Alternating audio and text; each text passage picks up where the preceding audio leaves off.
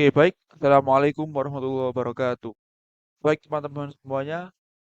Perkenalkan nama saya Muhammad Zaki Maulana, mahasiswa Teknologi Pendidikan dari Overing C. Di sini saya akan mempresentasikan hasil proyek saya yaitu proyek pada UAS mata pelajaran lingkungan belajar terintegrasi. Baik teman-teman sekalian, di sini saya memilih proyek 7 dan judul proyek 7 saya adalah aktivitas lingkungan belajar teknologi dalam meningkatkan profil belajar siswa kelas 11 di MA Permata Kota Mojokerto. Nah, untuk pendahuluan, jadi di dalam konteks pendidikan modern, teknologi tidak lagi dianggap sebagai alat tambahan, melainkan sebagai elemen integral dalam proses pembelajaran. Integrasi teknologi dalam pembelajaran dapat membantu siswa untuk mengakses informasi secara luas, memahami konsep secara mendalam, serta mengembangkan keterampilan berpikir kritis dan kolaboratif. Kemudian lingkungan belajar teknologi seperti penggunaan platform digital, media pembelajaran interaktif, dan perangkat lunak pendidikan memberikan peluang besar untuk menciptakan pembelajaran yang bermakna. Namun, efektivitas penggunaan teknologi dalam pembelajaran tidak semata-mata ditentukan oleh keberadaan teknologi itu sendiri, tetapi juga oleh bagaimana teknologi tersebut digunakan. Kemudian implementasi teknologi yang tepat harus didukung oleh perencanaan yang matang, pelatihan guru yang memadai, serta keterlibatan aktif siswa dalam proses belajar.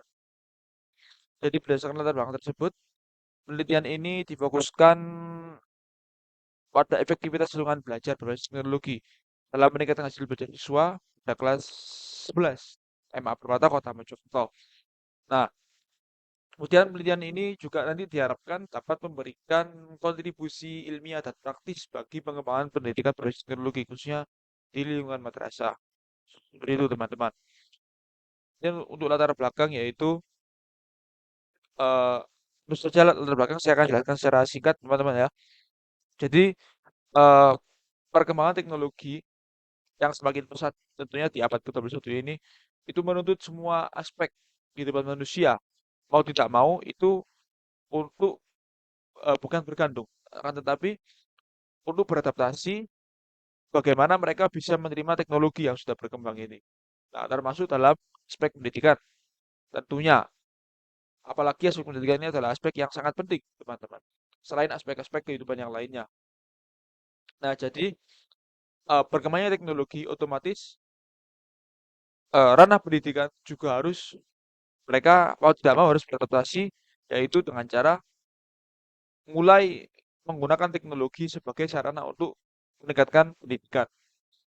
Nah, jadi mau tidak mau eh, berbagai lembaga pendidikan dimanapun, khususnya di Indonesia, itu mulai saat ini atau mulai di era ini, itu mereka mau tidak mau harus menggunakan teknologi sebagai sarana pembelajaran. Karena kalau tidak, nanti eh, perkembangan belajar atau perkembangan aspek yang lain nanti juga akan ikut ketinggalan. Jadi serius teman-teman. Oke, itu tujuan proyek. Ada beberapa tujuan proyek yang saya sampaikan di sini. Proyek pertama yaitu tujuan proyek saya adalah mengidentifikasi pengaruh lingkungan belajar berbasis teknologi terhadap hasil belajar siswa kelas 11 di MA Permata Kota Mojokerto. Nah, kemudian yang kedua, mengevaluasi sejauh mana penerapan teknologi dapat meningkatkan motivasi dan partisipasi siswa dalam proses pembelajaran. Kemudian yang ketiga, yaitu memberikan rekomendasi praktis bagi pengembangan lingkungan belajar berbasis teknologi yang efektif untuk meningkatkan kualitas pendidikan di MA Permata Kota Mojokerto. Kemudian yang keempat, menyediakan dasar ilmiah bagi implementasi lebih luas dari pembelajaran teknologi di lingkungan pendidikan Islam. Seperti itu. Baik, kemudian untuk metode penelitian. Jadi untuk metode penelitian yang saya gunakan di sini yaitu metode penelitian yang menggunakan metode kuantitatif, yaitu berbasis kuesioner yang disajikan dalam bentuk Google Form. Seperti itu, teman-teman. Oke, kemudian implementasi proyek. Jadi, teman-teman, di sini saya mengajukan 10 pertanyaan kepada 10 orang siswa sebagai sampel untuk dijadikan hasil analisis nantinya. Dan 10 pertanyaan itu dengan rincian sebagai berikut. Pertanyaan pertama yaitu, apakah pembelajaran yang menggunakan layar LCD membuatmu lebih paham dalam memahami materi yang dijelaskan daripada di papan tulis? Itu untuk pertanyaan yang pertama. Dan untuk pertanyaan yang kedua yaitu, apakah jika materi yang disampaikan dalam bentuk video atau animasi akan membuatmu lebih memahami materi daripada membaca buku? Nah, itu yang kedua. Dan yang ketiga, apakah pembelajaran interaktif seperti penggunaan kuis yang dilakukan menggunakan gadget di sekolah dapat membuatmu semakin memahami materi yang disampaikan? Kemudian yang keempat yaitu, apakah kamu dapat memahami materi dari seluruh mata pelajaran ketika materi tersebut dijelaskan menggunakan bantuan teknologi? Dan yang kelima yaitu, apakah pembelajaran menggunakan teknologi membuat nilaimu di setiap mata pelajaran semakin baik?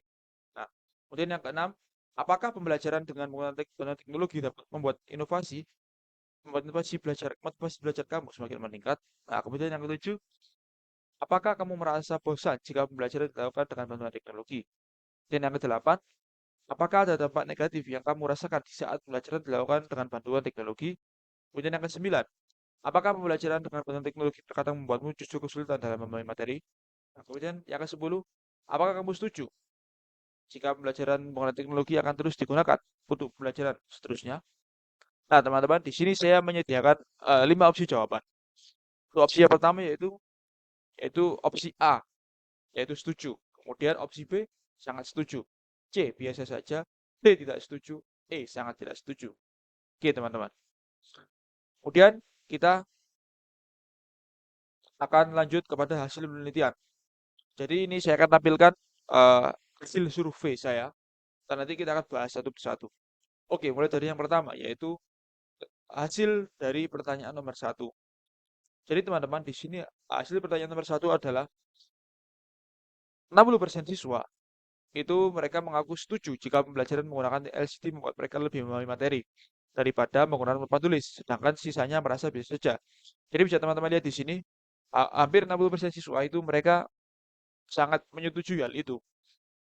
Akan tetapi ada beberapa, tapi kita anggap yang mayoritas ini sudah mewakili teman-teman. Dan ini adalah referensi jurnalnya, yaitu jurnal yang terkait. Bisa teman-teman lihat sendiri. Oke teman-teman. Kemudian yang berikutnya yaitu hasil pertanyaan pada nomor 2, yaitu di sini imbang ya teman-teman, antara setuju dan tidak setuju. Akan tetapi, antara setuju dan sangat setuju. Namun bisa saya simpulkan di sini bahwa 100% siswa di kelas ini yaitu mereka rata-rata setuju ketika materi yang disampaikan itu kan dapat lebih mudah dipahami oleh mereka ketika disampaikan dalam bentuk video atau animasi daripada guru yang menjelaskan. Seperti itu teman-teman. Kemudian ini juga ada jurnal yang terkait, bisa teman-teman lihat sendiri. Oke, kita lanjut ke nomor 3, yaitu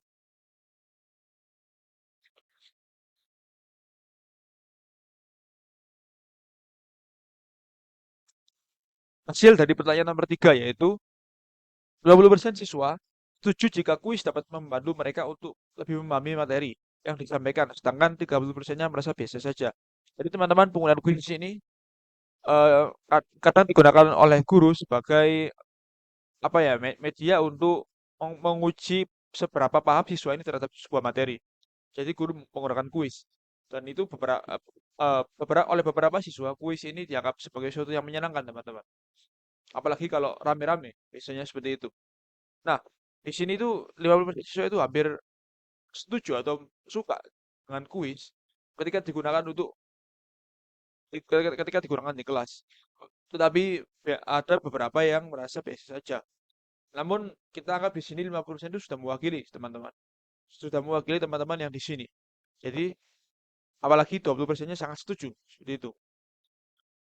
Jadi kesimpulannya seperti itu, teman-teman. Dan ini adalah jurnal yang terkait. Tadi ya, bisa teman-teman lihat, oke. Oke, kita lanjut ke pertanyaan nomor 4, teman-teman.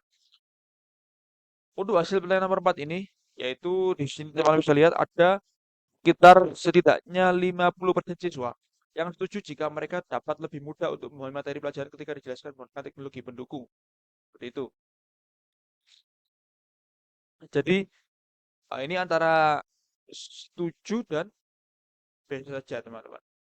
Jadi beberapa siswa di kelas itu setengahnya mereka mengatakan bahwa mereka akan lebih mudah untuk belajar ketika belajar itu dijelaskan dengan bantuan teknologi gitu. Jadi tidak hanya guru saja.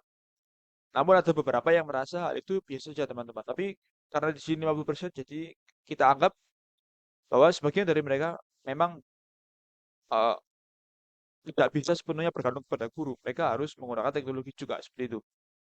Oke, sekarang yang nomor 5. Di sini hasil dari pertanyaan jawaban nomor 5 yaitu 60% siswa, teman-teman. Bahkan ditambah 10% lagi yang sangat setuju jika mereka setiap mata pelajaran meningkat karena pelajaran dilakukan menggunakan teknologi. Jadi mereka ini mengaku eh, bahwa nilai mereka di setiap mapel itu meningkat semenjak pembelajaran itu dilakukan dengan bantuan teknologi, teman-teman. Jadi yang biasanya pembelajaran itu konvensional dan ini dilakukan dengan teknologi itu hasilnya menurut mereka sangat berbeda. Mereka mengaku sejauh ini karena dengan bantuan teknologi nilai mereka di setiap mapel itu dapat meningkat, teman-teman. Oke, ini jurnal yang terkait ya, teman-teman. Bisa teman-teman lihat sendiri. Oke, kemudian yang berikutnya yaitu hasil dari pertanyaan nomor 6. Jadi di sini bisa teman-teman lihat, di sini ada 50% dan 10%, yaitu bagian yang setuju dan bagian yang sangat setuju. Jadi kita akan 60% siswa, di sini 60% siswa itu mereka setuju jika pembelajaran dilakukan dengan bantuan teknologi, maka mereka akan semakin termotivasi untuk belajar. Jadi kalau yang sebelumnya motivasi belajar sesuatu rendah sebelum penggunaan teknologi, itu mungkin mereka sekarang bisa merasakan hal yang berbeda, teman-teman. Di saat teknologi itu hadir, mereka merasa bahwa motivasi mereka atau semangat mereka itu bertambah untuk belajar. Dan ini jurnal yang dapat teman-teman lihat ya. Oke, berikutnya hasil dari pertanyaan nomor 7, teman-teman. Jadi, hasil dari pertanyaan nomor 7 ini adalah 70% siswa merasa jika pembelajaran dilakukan dengan bantuan teknologi, mereka cenderung tidak merasa bosan atau biasa saja. Jadi rata-rata teman-teman ya siswa di kelas ini ketika ditanya apakah mereka bosan, mereka jawabannya ya tentu saja tidak, teman-teman. Bahkan rata-rata ya biasa saja gitu. Itu hampir 70% siswa atau semua siswa lah. Oke, seperti itu ya. Oke, kemudian pertanyaan hasil pertanyaan yang nomor 8, teman-teman. Oke, di sini hasil pertanyaan nomor 8 ini yaitu 55% siswa merasa jika pembelajaran menggunakan teknologi tidak menimbulkan dampak negatif bagi mereka, sedangkan sisanya merasa biasa saja. Oke, jadi teman-teman ya, untuk penggunaan teknologi itu juga ada plus minusnya. Jadi ada dampak positif dan dampak negatif. Tapi sejauh ini, ketika teknologi digunakan untuk pembelajaran, bagi mereka itu tidak ada masalah. Karena bagi mereka ini justru menguntungkan mereka seperti itu. Dan dampak negatifnya mungkin sangat kecil sekali ya, walaupun ada tapi sangat kecil. Dan mereka mungkin tidak merasakan itu.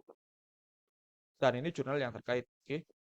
Oke, kemudian yang nomor 9 dari pertanyaan nomor 9. Jadi pada pertanyaan nomor 9 ini dikatakan bahwa 60% siswa tidak setuju jika pembelajaran menggunakan teknologi membuat mereka kesulitan dalam memahami materi. Jadi teman-teman, hampir 60% siswa itu mereka tidak setuju jika pembelajaran dengan teknologi itu akan membuat mereka semakin sulit. Jadi justru membuat mereka semakin mudah kan. Kan seperti itu logikanya. Dan itu mereka benar-benar merasakan sendiri seperti itu.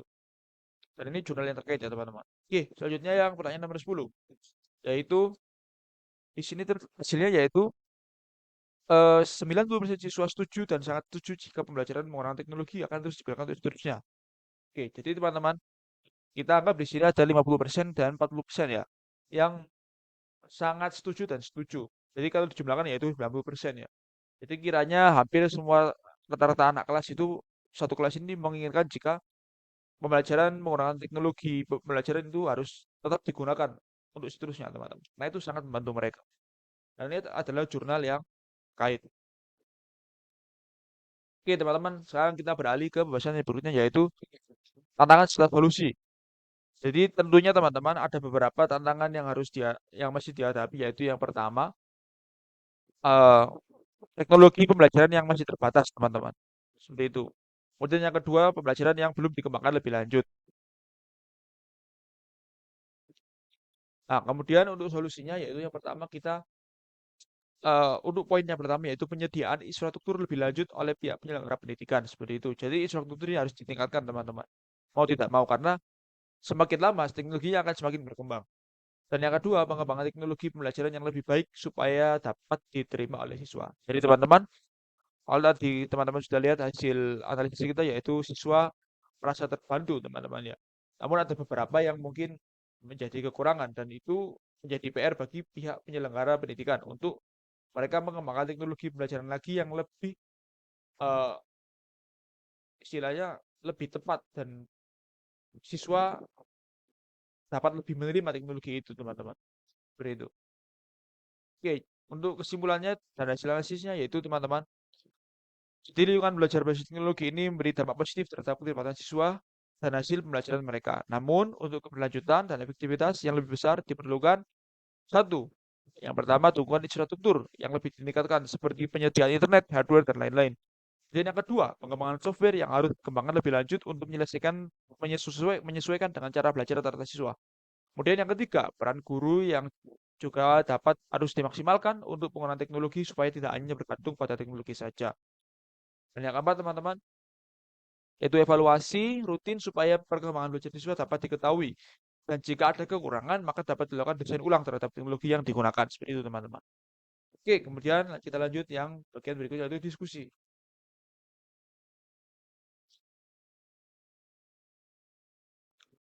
Jadi teman-teman, proyek ini beri wawasan penting mengenai efektivitas lingkungan belajar berbasis teknologi dalam meningkatkan keterlibatan siswa dan hasil belajar mereka. Jadi berdasarkan hasil implementasi dan analisis, jadi beberapa poin diskusi berikut yang dapat saya sampaikan.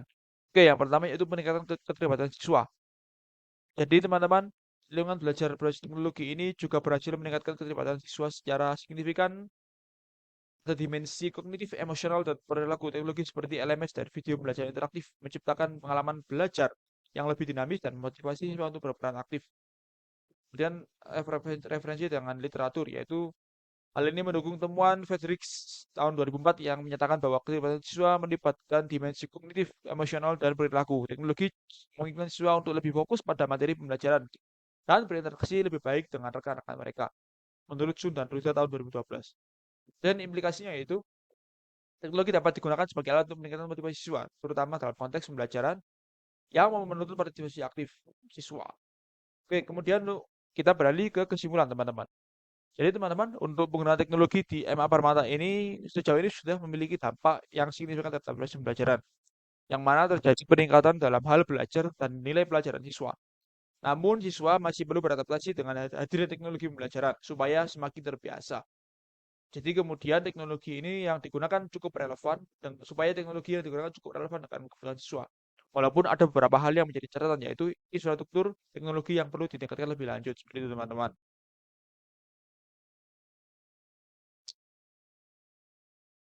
Oke, kita lanjut, teman-teman.